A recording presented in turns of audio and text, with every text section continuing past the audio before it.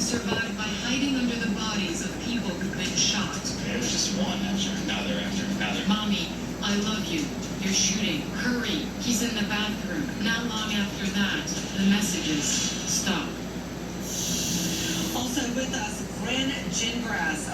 Jen, thank you so much, Bryn Gingras, for being with us. The toll is now over 100 dead or injured, correct? That's absolutely right, Nancy. I mean, really just focusing on the ones that have passed away. Police at this point have officially identified all but one, and they've released the names of almost all of the victims. They're still trying to notify the next of kin, but Nancy, I gotta tell you, at this point, I have notes and notes of all these people who were killed in this horrific attack, and that's what's just horrific, really, is that there are just so many names, so many stories, so many tributes that we've been seeing all across social media and also, of course, in Orlando. Ladies and lawyers, Kirby Clements, Atlanta, Robert Shaw, New York. Okay, Robert Shaw, starting at the get-go, I was getting flooded with texts. I can't find my daughter. My friend can't find her son. We can't get answers. Question to you, Shaw. Whoever sold this guy the guns had no idea that he had been on the FBI terrorist list.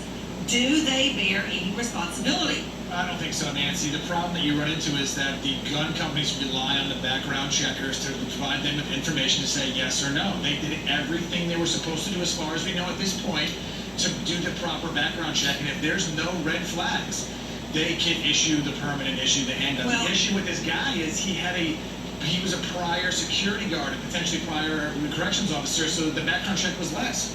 You know, that's funny, Kirby Clements, how many times do you and I prosecute people? We look on their booking sheet, job security. Remember? Oh, it happens all the time. All the time. I'm like, how can they be in security and they're a thug? I have no idea how that happens. Although in this particular case, it seems like all of this came together, and rather suddenly. He just recently started acquiring those guns, so this may have been one of those scenarios where there's nothing that could have been done via back. Oh, this was well planned out, because Mike Galanos, isn't it true that this guy, Mateen, also contacted or tried to friend somebody at another nightclub? It's exactly that, in the sense that things just add up when you talk about this gunman. Hate to even use his name, but you go back to when he was on the FBI's radar, 2013. He said he had ties to terrorists. That's investigated and found out inconclusive. Then he says he has ties to someone who was a suicide bomber. Follow up, inconclusive again. Did the puzzle pieces not fit in the right way where things could have been found out? So, bottom line, Joe Scott Morgan, certified death investigator, professor of forensics, Jacksonville State University. Joe Scott, he's a terrorist wannabe, and now he is a terrorist. Yeah, and hell has followed in his pathway here. It's very, very sad that they couldn't have thrown the brakes in the sky sooner. I don't know where the breakdown has come along and why he wasn't on somebody's radar under closer watch than he was. You know, I'm interested in the gun, Joe Scott Morgan. Joe, look at this. Sergeant Haddon with me, team leader with the Somerset County SWAT team. Sergeant, thank you for being with us. Tell me about the weapons. And I know that you can get weapons under our Constitution. I'm okay with that. But I mean, really, who needs an assault weapon? Who needs an assault rifle that fires like a machine gun? Well, technically, Nancy, assault weapons are capable of full automatic fire, and that's a totally different weapon. What the shooter was using is a semi-automatic weapon. Yes. 1 round for each pull of the trigger.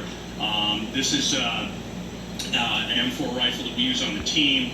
It's somewhat modified for law enforcement use, but otherwise it's very similar to what the shooter was using.